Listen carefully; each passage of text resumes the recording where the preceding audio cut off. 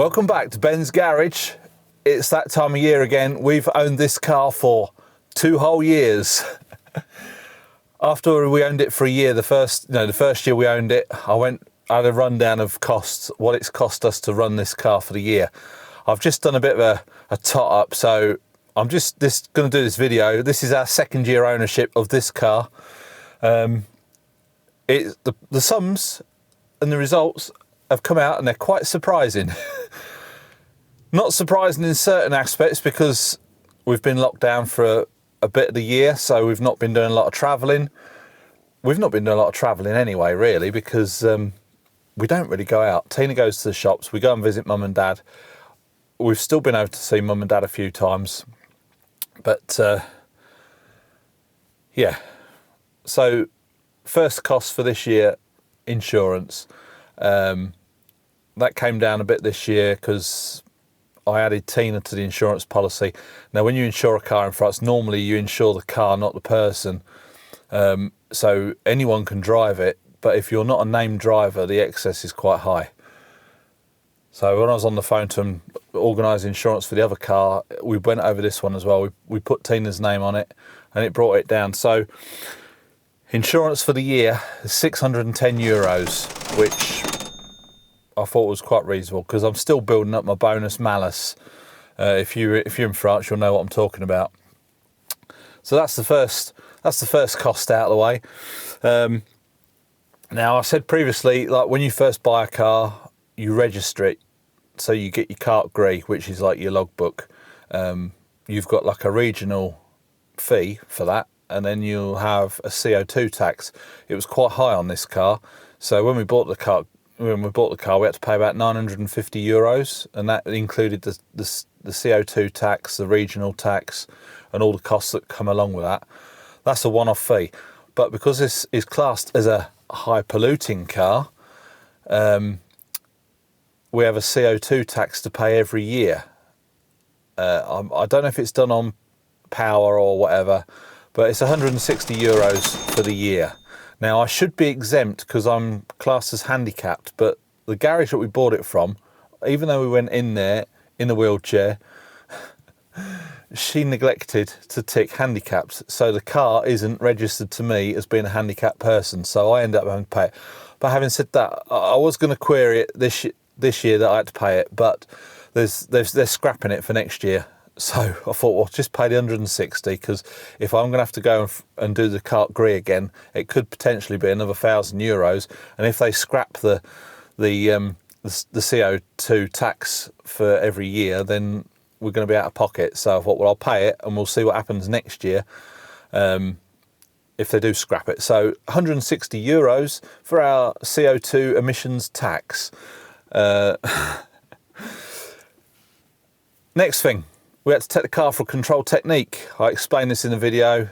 The TDV8's pass. It's a biannual inspection over here. In the UK, it's every year, MOT. I'm not sure about other countries, but here in France, they call it control technique.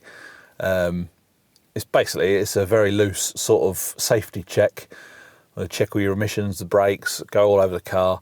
They don't seem to concentrate too much on corrosion here in France, but the control technique, it sailed through with a couple of minor advisories, which we probably would never ever fix, because it's just random stuff like the tops of the headlights are starting to go opaque, but it's not affecting the beam. But they just have to put something down, don't they? That was €72. So we're totting up. Servicing. Just servicing the engine. Not anywhere else on the rest of the car. I mean, I've got to go through the car because the back brakes are squeaking a little bit. Service items, all the filters. Oil filter, air filter, fuel filter, the cabin particle filter. And I got 10 litres of synthetic oil. That all come to €180. That's pretty much all we've spent on the car. There's some silly little things like these armrest knob things. I didn't include that. That was €23 off eBay. And just silly things like that. but they're little extras. The first video that I did put the optional extra, like we had the remap done and the EGR valves blocked and deleted. I did include that in the first year's costs. So this one, I'm just sort of keeping it insurance, control technique, service parts, big items that we've spent on the car. So that just leaves us to the fuel. Now, in the last video, I did it on an average of 24 miles to the gallon. We do get a lot more than that, and we can get a lot less, depending on the traffic. If we're out on the open road, we can get over 30 miles to the gallon, driving it sensibly. If you're in and around town, you'll get less than 20. So I've done an average, 24 miles to the gallon.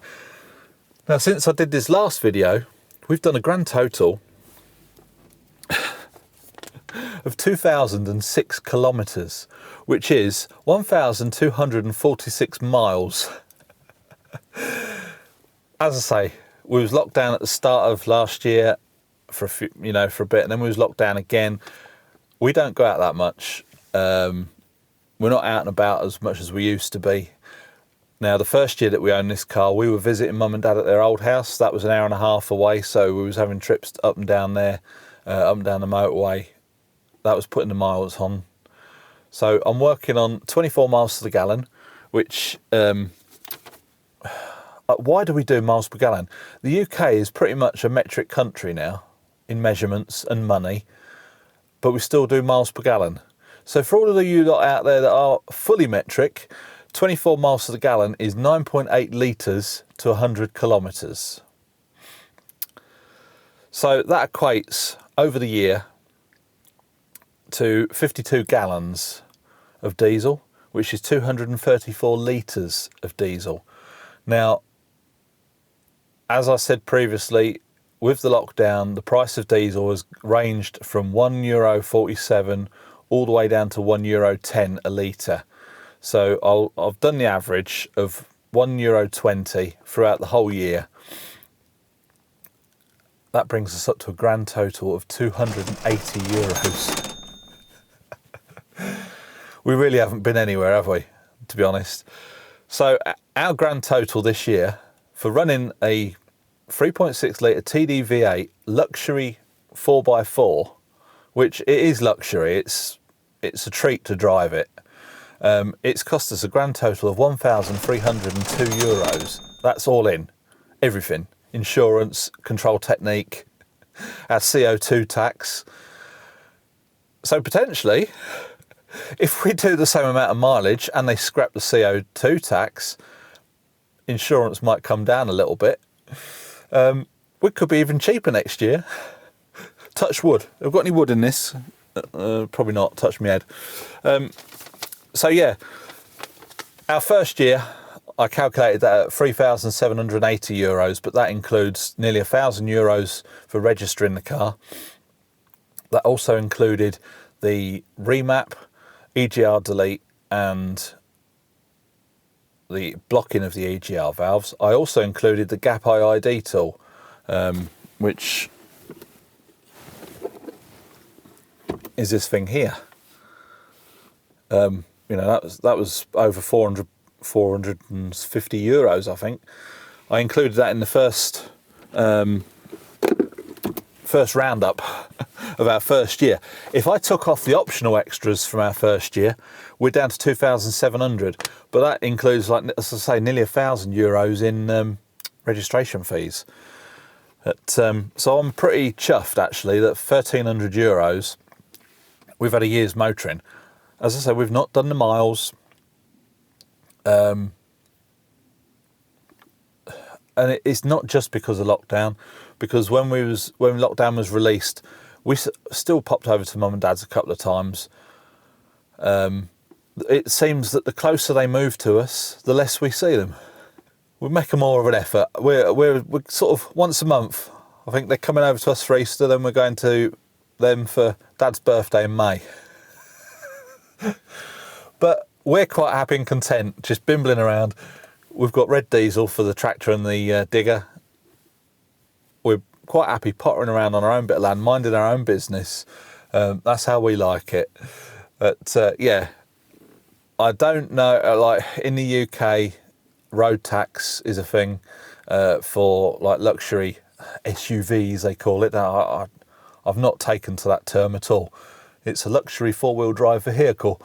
It's a Range Rover. I think annual tax is quite expensive.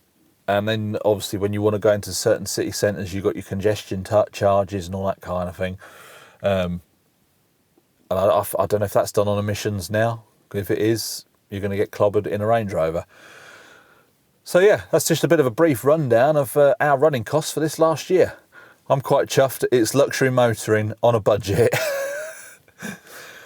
This isn't to say that if something was to go wrong, you know, if I had to replace tyres, like I say next year we have to replace the tyres, that could potentially be nearly €1,000 on a set of tyres, which puts your old annual running costs up a little bit. But for now, they're all pretty good. I might swap the fronts to the back, vice versa. The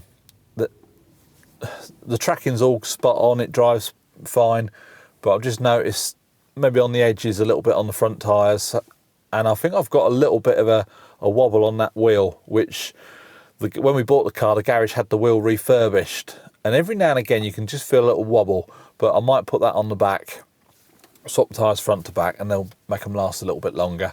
Won't make too much difference because it's four-wheel drive, but they're your turning wheels, aren't they? So that's the plan. But say if we had a year where something went wrong or we had to replace the tyres, all that kind of thing.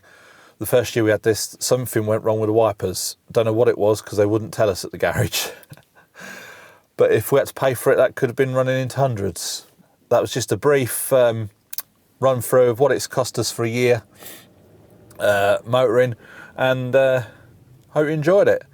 Catch you in the next video. Bye for now.